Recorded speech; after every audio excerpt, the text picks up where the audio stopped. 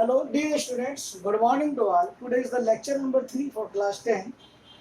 अब बेटा last lecture 2 में मैंने आपको बेटा ये डायग्राम बनाकर दिखाया था। अब बेटा इससे आगे की बात भी करते हैं आपके पास अच्छे।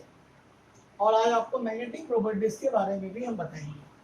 अब बेटा अगर हम जनरली कंपास की हेल्प से अगर मैग्नेटिक फील्ड लाइंस का पैटर्न ड्रा करना चाहते हैं तो बेटा आपको जो मैग्नेटिक फील्ड लाइंस का पैटर्न मिलेगा वो लगभग कुछ ऐसा मिलेगा।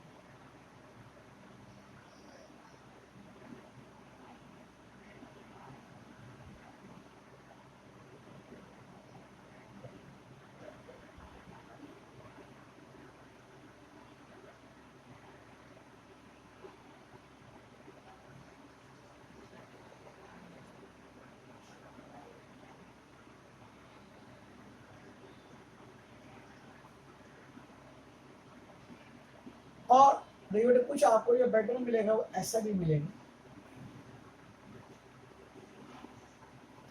और कुछ पैटर्न बेटा आपको ऐसा भी मिलेगा। अब बेटा थोड़ा सा समझने की कोशिश करना। बेटा मैंने आपको बताया था जो पोल होते हैं वो मैग्नेट के थोड़े से अंदर की तरफ होते हैं। ये जो पॉइंट से नंबर पॉइंट 1 2 3 4 5 बेटा ये पॉइंट पोल के सबसे नजदीक है। जो पॉइंट पोल के सबसे नजदीक होगा उसका जो कर्व आएगा वो छोटा है। ये पॉइंट इस पोल से थोड़ा सा दूर हुआ तो इसका कर्व बढ़ गया। थोड़ा सा पॉइंट और बढ़ा दो कर्व और बढ़ गया। थोड़ा सा पॉइंट और बढ़ा दो कर्व और बढ़ गया। इसी प्रकार से ये जो है बेटा आप जैसे जैसे पोल से आप दूर जाते हैं मैग्नेटिक फील्ड लाइंस का कर्व बड़ा होता चला जाता है। जो कि ये बात शो करते हैं बेटा किसी भी मैग्नेटिक फील्ड लाइंस का कर्व जितना छोटा होगा उस पॉइंट पर आप समझिए बेटा मैग्नेटिक स्ट्रेंथ उतना ही ज्यादा होगा। पोल से आप जितना दूर जाएंगे मैग्नेटिक फील्ड लाइंस का जो कर्व होगा आपके पास उतना ही बढ़ता चला जाएगा। अब बेटा अगर हम ऑब्जर्व करें तो बेटा दो लाइंस के बीच में जो सेपरेशन होता है वो धीरे धीरे बढ़ता है। इट मीन्स अगर दो लाइंस के बीच मैग्नेटिक फील्ड लाइंस के बीच में सेपरेशन जितना ज्यादा होगा आप समझ लीजिए मैग्नेटिक फील्ड एक दूसरे के रिलेशन में रिलेटिव में उतना ही वीक होगा। और बेटा ये हमने आपको ये दिखाया कि जैसे आपने कॉपी पर ड्रा करा है तो ये मैग्नेटिक फील्ड लाइन इतनी बड़ी हो गई कि बेटा वो हमारे पेपर पर आ ही नहीं पा रही है, लेकिन अल्टीमेटली जो घूम कर आएगी बेटा वो ऐसे ही आएगी। करेक्ट। एंड बेटा जो मैग्नेटिक फील्ड लाइंस होती है सेंटर पर मैग्नेटिक फील्ड लाइंस हमेशा यूनिफॉर्म होती है। अगर means uniform means magnetic field lines एक समान होती है। अगर मैग्नेटिक फील्ड लाइंस एक समान है तो 100% मैग्नेटिक फील्ड लाइंस का कर्व कभी भी नहीं आएगा। जो मैग्नेटिक फील्ड लाइन से हुई वो स्ट्रेट आएगी। ठीक है ना। ये बेटा आपको बात ये शो करती है कि जो सेंटर होता है सेंटर पर मैग्नेटिक फील्ड लाइंस अगर स्ट्रेट हो तो इसकी मैग्नेटिक फील्ड कहीं पर भी कम ज्यादा नहीं है, मैग्नेटिक फील्ड एक समान है। इट मीन्स अगर आप इसी कंपास को अगर आप यहाँ रखेंगे तो कंपास आपको ये इस तरह से शो करेगा। ठीक है ना। और मान लीजिए अगर आप कंपास को बेटे यहाँ रखते हैं तो जब भी वो आपको इस तरह से ही शो करेगा, यानी कि इसके अंदर डिफ्लेक्शन होगा ही नहीं। करेक्ट। इसी प्रकार से अगर एक कंपास को बेटा आप यहाँ रखते हैं तो ये जो आएगा बेटा वो इस तरह से आएगा और ये जो आएगा बेटा वो आपके पास इस तरह से, यानी कि मैग्नेटिक कंपास के अंदर जो निडल है वो आपकी टर्न ही नहीं होगी, वो सीधी रहेगी। 100% ये शो करता है कि मैग्नेटिक फील्ड लाइंस का जो मैग्नेटिक फील्ड स्ट्रेंथ है वो सब जगह एक समान है। वैसे ही बेटे कोई भी मैग्नेट हो उसके सेंटर पर मैग्नेटिक फील्ड लाइंस हमेशा एक समान रहती है, मैग्नेटिक स्ट्रेंथ एक समान रहती है। मैग्नेटिक स्ट्रेंथ ना कम होती है ना ज्यादा होती है। ठीक है ना। इट मीन्स कि अगर कहीं पर मैग्नेटिक फील्ड लाइन स्ट्रेट है तो 101% वहां पर मैग्नेटिक फील्ड यूनिफॉर्म पाया जाएगा।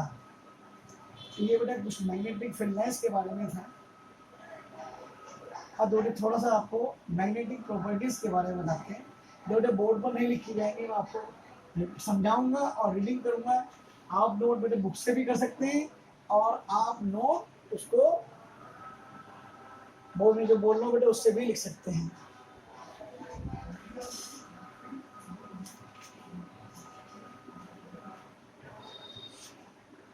अक्सर बेटे ये क्वेश्चन आपके पेपर में बहुत पूछा जाता है, प्रॉपर्टीज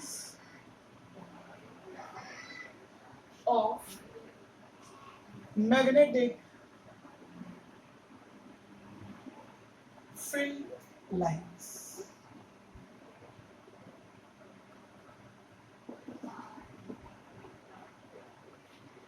जो मैग्नेटिक प्रॉपर्टीज है मैग्नेटिक फील्ड लाइंस की, तो जो नंबर 1 प्रॉपर्टी वो क्या बताती है?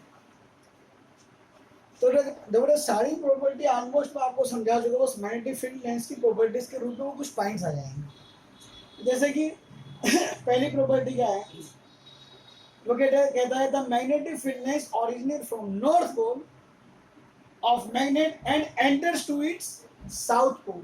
तो बुक में आपको एंड दे रखा है, मैग्नेटिक फील्ड लाइंस कभी भी एंड नहीं होती है, मैग्नेटिक फील्ड लाइंस एंटर्स होती है साउथ पोल पर, एक क्लोज लूप बनाती है।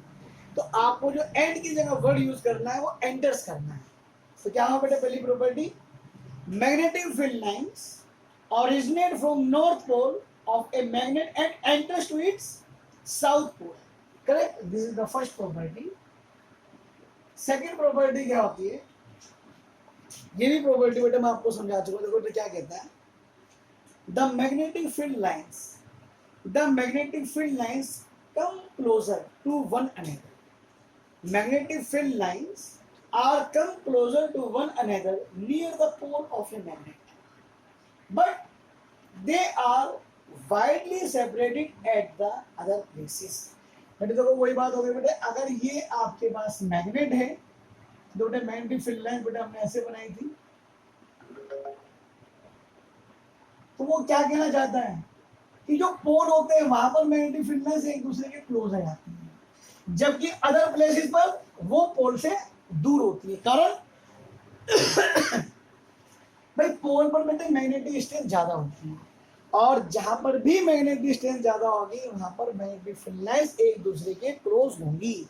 यहाँ पर मैग्नेटिक स्ट्रेंथ ज्यादा है, अगर हम यहाँ पर पाएंगे तो यहाँ पर मैग्नेटिक स्ट्रेंथ कम होगी, यहाँ पर पाएंगे तो मैग्नेटिक स्ट्रेंथ और कम होगी, यहाँ पर पाएंगे तो मैग्नेटिक स्ट्रेंथ और कम होगी। इसीलिए जो पोल्स होते हैं वहां पर मैग्नेटिक फील्ड लाइंस एक दूसरे के क्लोज आ जाती हैं। और जो थर्ड प्रॉपर्टी है, तो most most most important property है, क्या कहता है बेटे थर्ड प्रॉपर्टी में, the magnetic field lines do not intersect one another. यानी कि मैग्नेटिक फील्ड लाइंस कभी भी एक दूसरे को इंटरसेक्ट नहीं करती हैं और ना ही कभी कर सकती हैं। यानी कि आपके पास अगर ये एक पॉइंट है और मान लिया बेटे इस पॉइंट से मैंने ये डायरेक्शन इसमें शो करी है, तो 100% इस पॉइंट से एक ही डायरेक्शन जा सकती है। इस पॉइंट से कभी भी चाहे आप कितनी बार ही डायरेक्शन ले, इस पॉइंट से इसकी मैग्नेटिक फील्ड लाइंस की डायरेक्शन यही होगी। कभी भी एक पॉइंट से दो डायरेक्शन ओरिजिनेट नहीं हो सकती। अगर मान ले बेटा किसी तरह से अगर हम ये मान लें थोड़ी देर के लिए, ये एक मैग्नेट है और एक लाइन तो मैग्नेटिक फील्ड लाइंस ये आई और एक मैग्नेटिक फील्ड लाइंस मान लीजिए आपके पास ये आ गई, तो this is the point of intersection. अगर ये पॉइंट ऑफ इंटरसेक्शन में इसको P मान लेता हूं,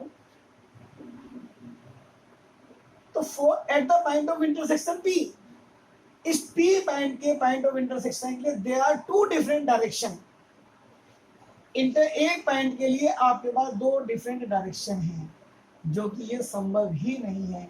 मैग्नेटिक फील्ड लाइंस के किसी एक पॉइंट से आप एक ही डायरेक्शन ड्रा कर सकते हैं, यानी कि एक पॉइंट से सिर्फ एक ही डायरेक्शन ओरिजिनेट हो सकती है। यानी कि जिस प्रकार से एक पॉइंट से एक टेंजेंट ड्रा होता है, इसी प्रकार से मैग्नेटिक फील्ड लाइंस के किसी एक पॉइंट से एक ही टेंजेंट ड्रा हो सकता है। इसलिए दो मैग्नेटिक फील्ड लाइंस कभी भी एक दूसरे को इंटरसेक्ट नहीं कर सकती है।